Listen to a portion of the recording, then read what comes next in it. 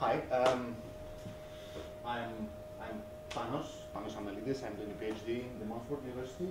I'm composer, or trying to be composer. It's a tough journey. Actually, the piece I analyzed is called Meattrapezoid. Probably you will. I have to say from the beginning that there is a kind of Dr. Jekyll and Mr. Hyde in me, because I need to say from the beginning that I don't believe in the value of the analytical process. So why I did it? So this is the Dr. Jekyll and Mr. Hyde. Also, I need to say from the beginning that I have done too much analysis in my life. So I'm not an ignorant saying that I don't believe in the analysis. I've been through this process both for instrumental music and acousmatic music, and I have come to the conclusion that I personally don't need it and cannot see the value. So please convince me. Just a small.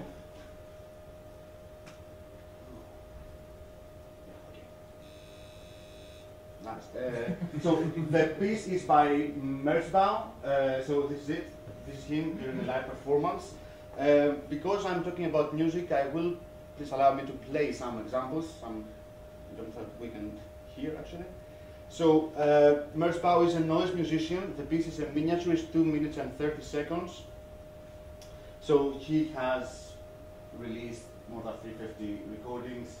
And he has his own label, Edition Merzbow, just in case you need to investigate more of his music. So my aims was, actually I was feeling bad towards my friend Mike. I have promised to him since last year that I will do an analysis for the Riemann. I hadn't, so I made this one. So, and also to trigger a discussion that has to do with my thoughts on analysis. And I think the Orema and this project is an ideal opportunity to have a discussion. So how I did it? I did a very basic segmentation based on my listening experience, which is the only tool that I think is worth developing, the listening experience and the listening procedure. So I'm using, because it's a noise piece, I use the two terms, noisy density and noisy intervals. I mean, this is how I perceive it. This is what I find. This is what I found in the piece. So I'm not using any spectromorphological terms or any typomorphological terms or any Delalance terms, or just two basic concepts, noisy density and noisy intervals, to describe my listening experience. So, of course, I use the cosmograph. Let's have a go.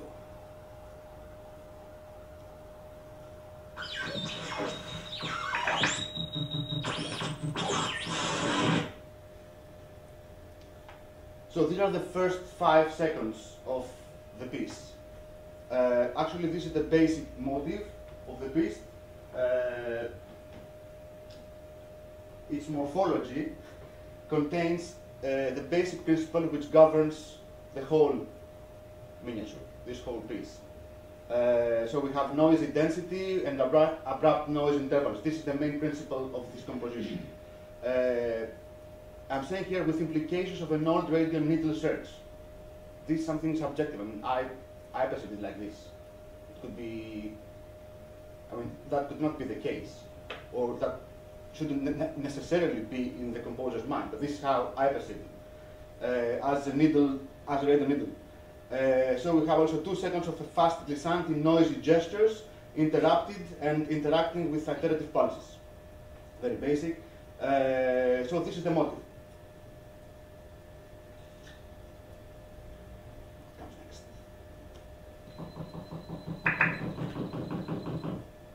Okay, again, we have 3 seconds of a noisy interval. So we have noise densities and noisy intervals in the beginning. So actually, this interval, again, to my perception, emphasizes more the huge noise density that is about to follow. which is this one. It's only a minute.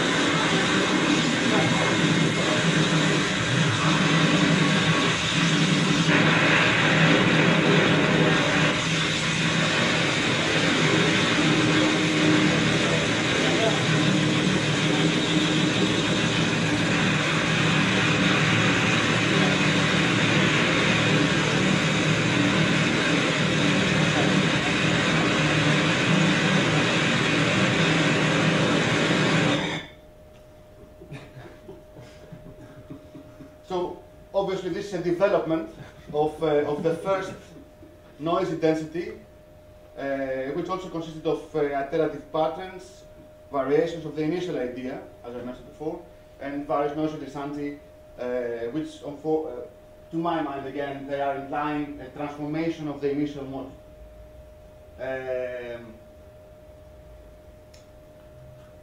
In terms of specialization, we trace a very basic panning from left to right and right to left. There are huge noise densities, as you quite clearly listen to, with shiftings, etc.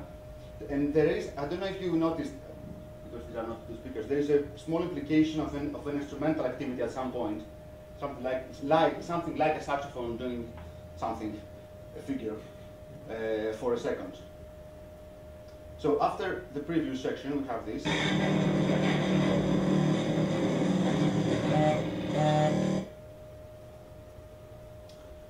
Which again is another noise interval. I suppose it provides the opportunity for the ear to rest after this long noise density that preceded. And of course, again prepare us for the new journey of a noise density. So what we can find here is that the initial composition principle is always present. There's a consistency, a compositional consistency, even in this noisy noise piece. And why would that?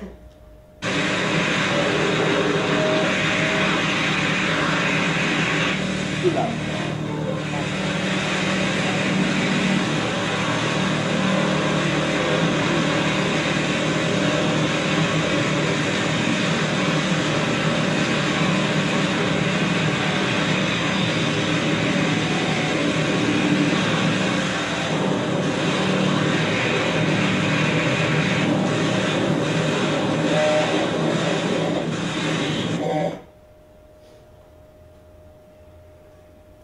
So that was the second noisy density, almost the same activity than the previous one.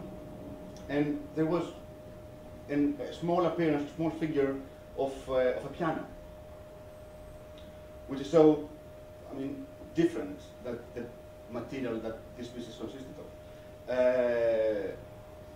So this, as well as the instrumental implication, the previous noisy density, it's like a small, like providing a small window to the listener. So to me, it reminded me of the wood block that we hear in Xenakis Metastasis. I'm sure you all can recall this section. You have all these glissandi of the violins. Suddenly you are listening to a wood block, which is so relevant to the material. So actually, Xenakis described that this wood block is actually the window that one can see in the brass pavilion. So if you see the parabolas of the building, there are two windows. So in his mind, this window, this architectural window, is the wood block in sound. But again, this is a subjective interpretation. I don't know if Merzbach had this in mind when he composed, or when he inserted the piano or the other tonal sounds in this noisy density. And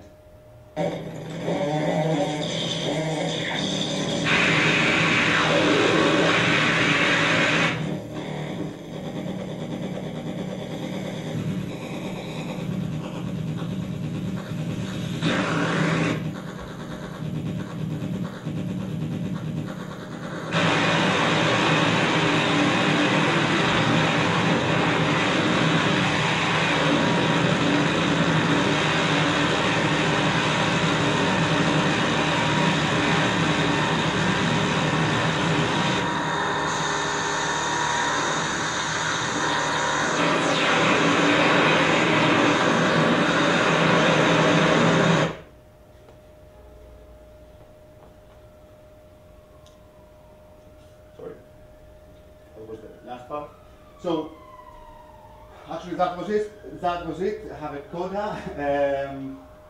Okay, what I can say about this piece is that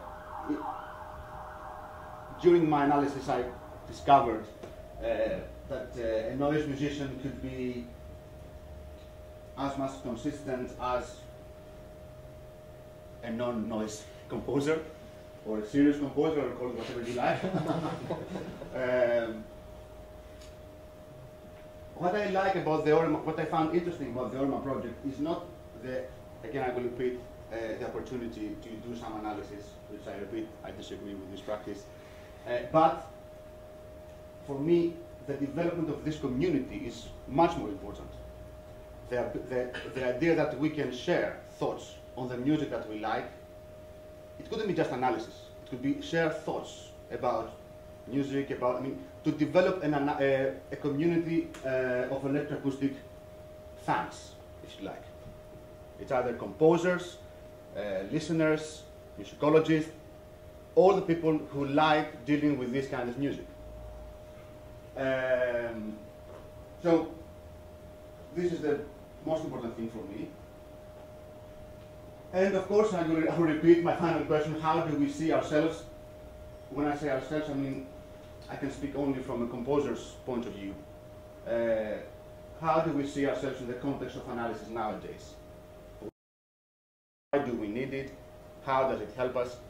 Again, although I said from the beginning that I disagree, it was a small lie.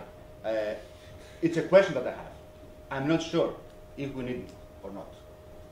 And that's why I mentioned that I've been through this procedure since I was a young student of music in the conservatory or in the university. I've been through many analyses. I've done it because it was compulsory to study counterpoint zero, fugue, etc. And also I did it for automatic music. So that's why I have these questions I would like to share with you, and thank you very much.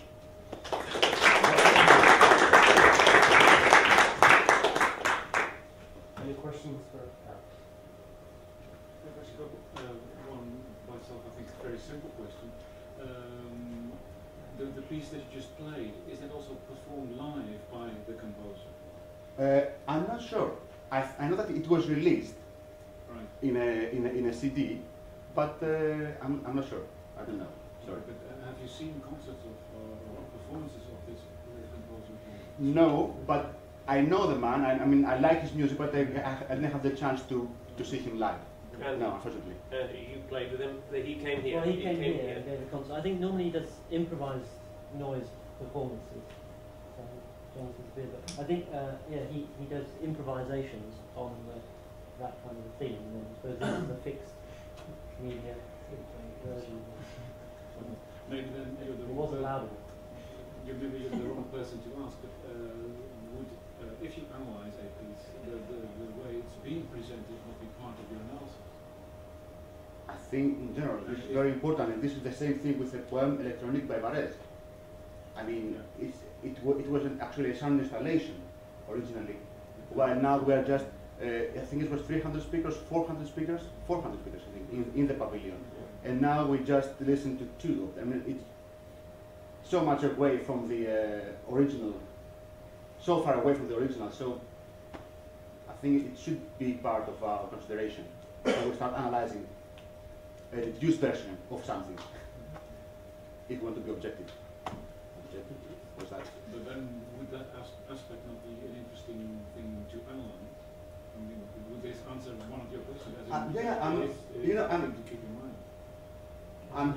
I find it difficult to define what is analysis.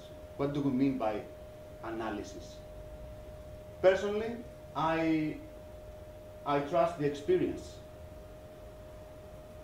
The experience and the thoughts that I will have during the experience, and then the thoughts that I will share. I don't know why I should sit down, segment a piece like I did, cut it into pieces, and try to put it in a microscope and see what they're doing. I prefer to listen to it all, with friends or alone. I mean, be part of the experience of our lives. This is the important thing for me, not the clinical aspect of music, which is, for me, again, it's analysis.